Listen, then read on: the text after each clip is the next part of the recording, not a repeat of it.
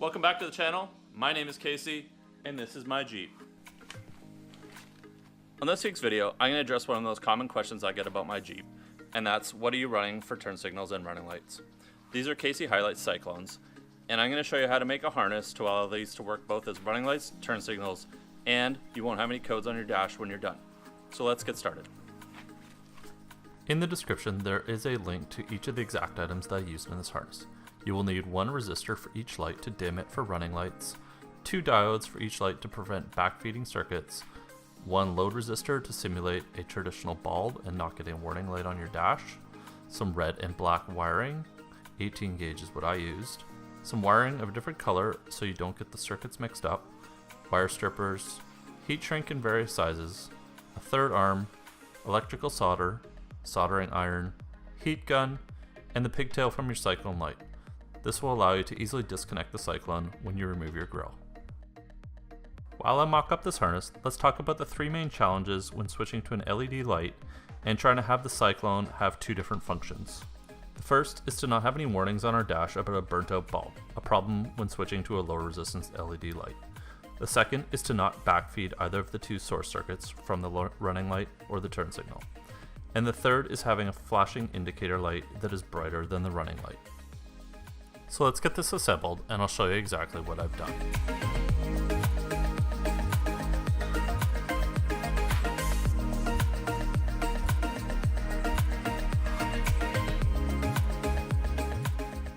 So here's the harness in final mock-up before I solder it all together.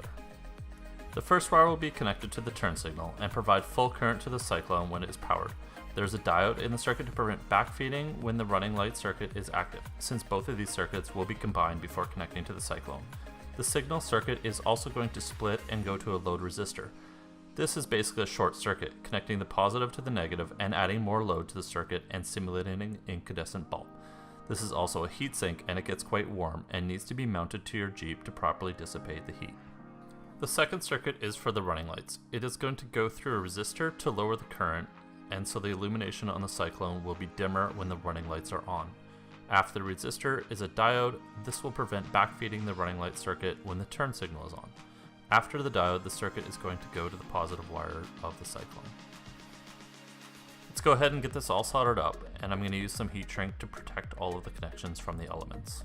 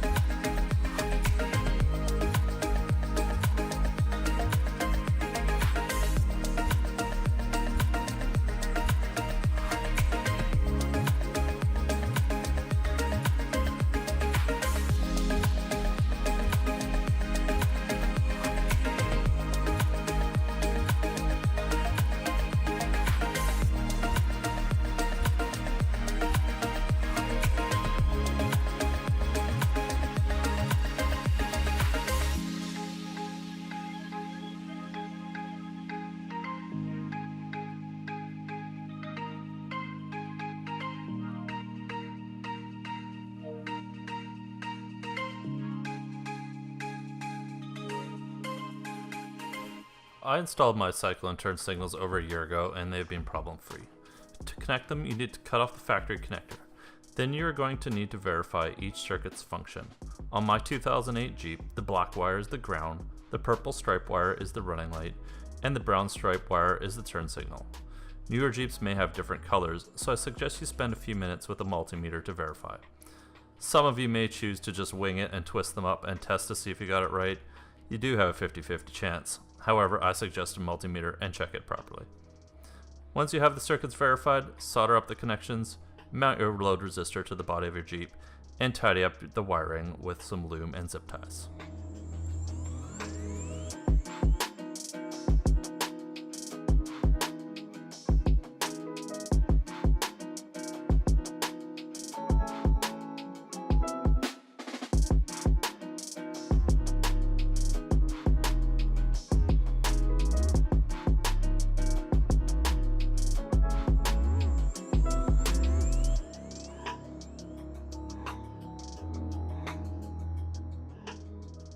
Now I know this was supposed to be a video about wiring, but in case you were wondering how I actually mounted these to my Jeep, here's a quick look. The Cyclone is bolted to a round circular piece of plastic that I cut out to the shape of the factory hole. I drilled an extra hole to run the Cyclone wires through the back, then painted it with some body matched color and a bit of clear to match it up to the rest of the grill. On the back side, I took 2 strips of rigid plastic and bolted them to the back in an offset configuration. So when the bolt is tightened, the pieces flex and put tension on the Cyclone mount plate.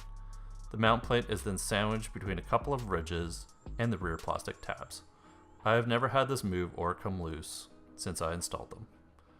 If you are wondering where the plastic came from, I cut out some pieces from my fender liners that I had removed around the same time. Guys, here's what the KC Cyclones look like in your Jeep once you install the new wiring harness that you just made. They are dimmer when your running lights are on, and they get brighter when your turn signals are activated. There will be no codes on your dash as well with this wiring harness. So I hope that you found this week's video helpful and informative.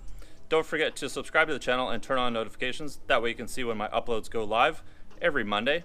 And if you have any questions, leave them down below. I will do my best to answer every single one of them. And don't forget to check me out over on Instagram, KC_250. Otherwise, I will see you guys next week.